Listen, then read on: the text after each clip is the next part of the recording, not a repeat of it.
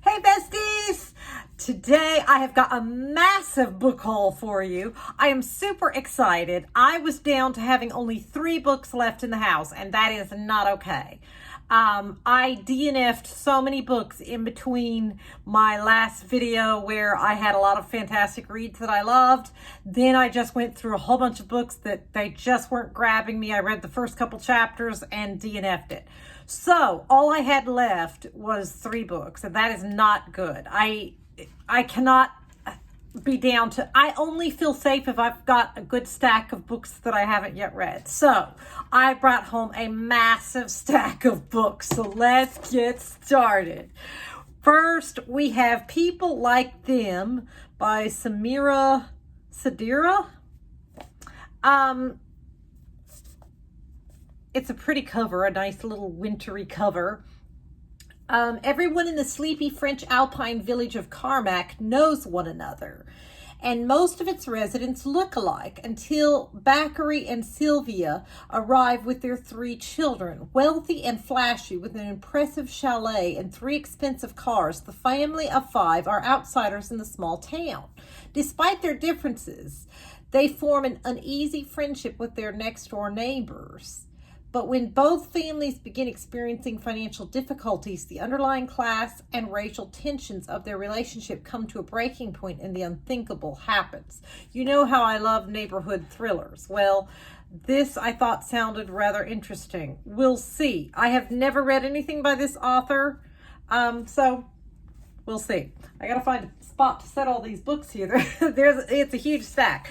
This one I'm super excited for. I can't decide which one of these I'm going to start first, but I'm kind of leaning towards this one. You'll Never Know I'm Here by Kirsten Magdalene. I have read a couple of her books and enjoyed them, but what really has me excited is that it is specifically about book influencers. So I'm like, how cool is that? When 6 book influencers take a weekend getaway to connect with their fellow creators, it's meant to be a chance to relax, collaborate, and discuss all of the books they love. But from the start, something's clearly amiss. From the host's mysterious absence and an unexpected guest to an odd occurrence in town and the strange and worrisome behavior of the neighbors. What starts out as an innocent and lively vacation quickly becomes a weekend filled with terror. And when one of the group members believes they see something horrifying at the house next door, their carefully laid plans begin to unravel. Drawn into a mystery that runs far deeper and is more sinister than they could have imagined, and surrounded by those who refute their story, the group struggles to unearth the truth about the house and the couple next door before it's too late. As new questions and shocking revelations surface, the group must decide if they can trust each other, not only with their safety in the house, but with their lives entirely. So this sounds really good. I hope it's as good as it sounds. I might start with that one first. I can't decide. There's so many that look so good. Shell Games by Bonnie Kistler. I have never read anything by this author. I love when covers have a house or houses on the front and the light shining out, the pool there. Like, I just like the cover. Julie's mother, Kate, is a force of nature, a glamorous woman of 70, a self-made real estate developer, a grand dame in Florida society, and a power broker. What am I, a Boston broker? Broker in Florida politics. It wasn't easy for Julie to grow up in the shadow of such a dynamo, but she loves her mother, and she and her husband Eric are thrilled when Kate marries her long-lost high school sweetheart, a salt-of-the-earth man named Charlie. But their storybook romance ends abruptly. On their wedding night, Kate calls the police in hysterics to report that Charlie just confessed to a notorious unsolved crime from decades before. Yeah, that's not a good way to start your honeymoon. Charlie says she imagined it. Eric says that Kate has dementia, and the FBI says that Charlie couldn't possibly have committed that crime. Julia doesn't know what to believe. Is her brilliant mother losing her mind? Or is sweet, lovable Charlie gaslighting Kate to gain control of her fortune? Ooh, That sounds very, very interesting. Then The Pact, Sharon Bolton. I can't remember if I've read anything of hers before or not. Even if I read an author and I don't like one of their books, I usually will give them another try, because sometimes it's just the particular plot of that book that doesn't sit well with me. You know, I'll usually give an author a couple tries before I decide they're just not for me. There are a few authors that I've read enough of their books, I can't think of them right off. But I know there's a few that I've read enough of their books that I'm just like, nah, that's just not for me. I'm just not going to give them, they've lost their tries with me. But A Golden Summer and 6 talented friends are looking forward to the brightest of futures, until a daredevil game goes horribly wrong and a woman and her 2 children are killed. 18-year-old Megan makes a pact with her friends. She'll take the blame, leaving the others free to get on with their lives. In return, each of them agrees to a favor payable on her release from prison. 20 years later, Megan is free. It's payback time. And then we have another Frida McFadden. I'm slowly reading through her books as the library gets them in. So this one is One by One. A night spent sleeping on dirt and leaves is not how Claire Matchett expected to spend her vacation. She thought this would be a break from the stresses of work and raising children. A week of hiking and hot tubs with friends. Excuse me. It sounded like heaven. Then Claire's van breaks down. With no cell reception, the group has no choice but to hike the rest of the way to their hotel. But the woods aren't as easy to navigate as they thought. Hours later, they are hopelessly lost, and as they navigate deeper into the woods, the members of their party are struck down mysteriously one by one. As more time passes, one thing becomes clear. Only one of them will return home alive. I don't think I've ever... No, I take that back. I was going to say I don't think I've ever read one of her books that I didn't like. I didn't like The Surrogate Mother, but I've liked all the others of hers that I've read. And I know she's one of those, you either love her or hate her. Some people hate her. I don't, but to each their own. And then we have She Left. This time, She May Not Be So Lucky by Stacey Gray. A very cool looking cover there. On the night that changed everything, Amy Brewer walked out of a house party, trudging angrily away from the friends who made her feel like she didn't belong. Within the next hour, all 5 of those friends would be dead. The Memorial Day Massacre, as it came to be called, rocked their small California community, and Amy, the girl who had walked away just in time, couldn't escape the media circus or the guilt. 20 years later, 10 people with connections to the crime have been invited to a remote cliffside house by a journalist looking to do a story on the unalivings. But the group quickly learns the event is not what it seems. As the storm closes in and guests begin to die, Amy realizes there is someone in the house who knows more than they admit about what happened that night long ago, and they will stop at nothing to protect their secrets. Ooh. All right. I love the cover of this one, and the title intrigued me. It's labeled as a romance, and I don't generally read a lot of romance, but the plot sounded very interesting, so we'll see. And you know I love a good cover, like Other People's Things by Carrie Ann King. Jailbird, Klepto. Spectacular failure to launch. Nicole Wood's sticky fingers have earned her many names, but it's not that she's stealing. Some objects just need to be moved elsewhere, and the universe has chosen her to do it. Still, being a relocator of objects isn't easy. With her marriage on the rocks, no real-world skills, and the threat of prison hanging over her head, Nicole is determined to change her ways. Things seem to be looking up thanks to a God-sent job with her sister's house-cleaning business, until she encounters a seemingly harmless paperback that insists on moving from one client's home to another's. Nicole hopes no one will notice, but the action stirs up long-hidden secrets and triggers a series of fateful events that threatens to destroy the life she's created and hurt those closest to her. She'll need to embrace her unwieldy gift and take a chance on love in order to unravel the mystery and fix what's gone wrong. I thought it sounded interesting. I'll give it a try. Minka Kent. I think I have loved all of her books that I've read. I know for sure I've loved some of them. I can't remember if I've loved all of them or not.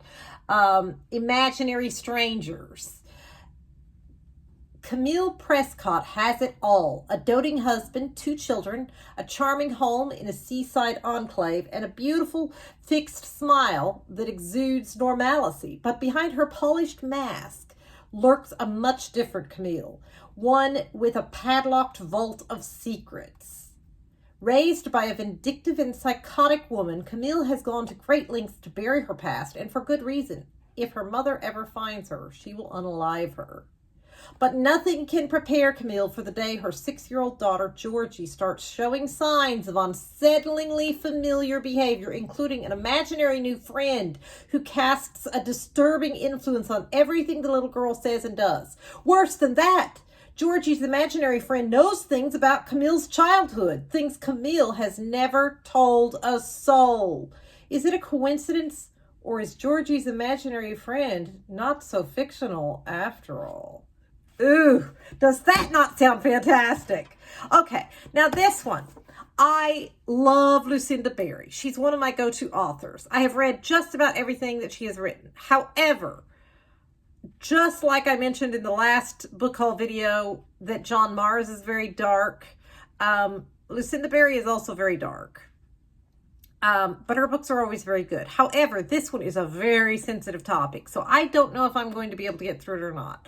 I decided to give it a try with great fear and trepidation, and you will see why. We forgive unalivers, not, I don't even know if I can say that word on YouTube. Yeah. PED, it has to do with little children. Not since Lionel brought us We Need to Talk About Kevin has a writer delved into the complexities of a disturbed mother-son relationship until now. Meet Noah, an A honor roll student, award-winning swimmer, and small-town star destined for greatness. There weren't any signs that something was wrong until the day he confesses to doing things with little girls. Again, I'm not going to use the correct term because I'm not sure what words get you banned on YouTube, so I want to be very careful here. During swim team practice, he's sentenced to 18 months in a juvenile sexual rehabilitation center. His mother, Adrian, refuses to turn her back on him despite his horrific crimes, but her husband won't allow Noah back into their home. In a series of shocking and shattering revelations, Adrian is forced to make the hardest decision of her life. Just how far will she go to protect her son? I've heard a lot of people say that they just can't stand it. I don't know if I'll be able to handle it or not. I've read all of her books pretty much that she's got out there, so I hate to not read one of her books, so that's the only reason I'm giving it a try. I don't know if I can get through it or not. We shall see. When I'm Her by Sarah Zacharick Jing. I have never read anything by her, but the plot is what really drew me in. Though polar opposites, Mary and Elizabeth are as close as can be until the night Elizabeth makes an irrevocable. At first I thought I was reading the wrong word there. Mistake, and leaves Mary to take the blame. Years later, Elizabeth seems to have forgotten Mary exists. Mary hasn't forgotten her. She follows Elizabeth's every move online, obsessed with paying her back for the betrayal that cost Mary her dreams. Now Mary has found a way to switch bodies with Elizabeth, and she's got a plan to steal her charmed life, her career, her looks, her husband. They do say living well is the best revenge. Or is it? The more Mary uncovers about Elizabeth's life, the more she realizes she may have made a deadly mistake, and she'll need the help of her worst enemy to stay alive. Sounds very intriguing. Okay, you know I like a little good old YA. 6 Months Later by Natalie Richards. When Chloe falls asleep in study hall, it's the middle of May, but when she wakes up, snow is on the ground, and she can't remember the last 6 months of her life. Before, she'd been a mediocre student. Now she's on track for valedictorian and being recruited by Ivy League schools. Before, she never had a chance with sports star Blake. Now he's her boyfriend. Before, she and Maggie were inseparable. Now her best friend won't speak to her. What happened to her? Remembering the truth could be more dangerous than Chloe ever imagined. That sounded very good. So we'll see. Again, I love anything having to do with neighborhoods. Leah Stewart, The New Neighbor. Hopefully this one is as good as it seems it will be. How much can you really know about the woman next door? 90-year-old Margaret Riley is content hiding from the world. Stoic and independent, she rarely leaves the Tennessee mountaintop where she lives, finding comfort in the mystery novels that keep her company, until she spots a woman moving into the long, empty house across the pond. Her neighbor, Jennifer Young, is also looking to hide. On the run from her old life, she and her 4-year-old son Milo have moved to a quiet town where no one from her past can find her. In Jennifer, Margaret sees a potential companion for her loneliness and a mystery to be solved. She thinks if she says the right thing, tells the right story, Jennifer will open up. But Jennifer refuses to talk about herself, her son, her missing father, or her past. Frustrated, Margaret crosses more and more boundaries in pursuit of the truth, threatening to unravel the new life Jennifer has so painstakingly created and reveal some secrets of her own.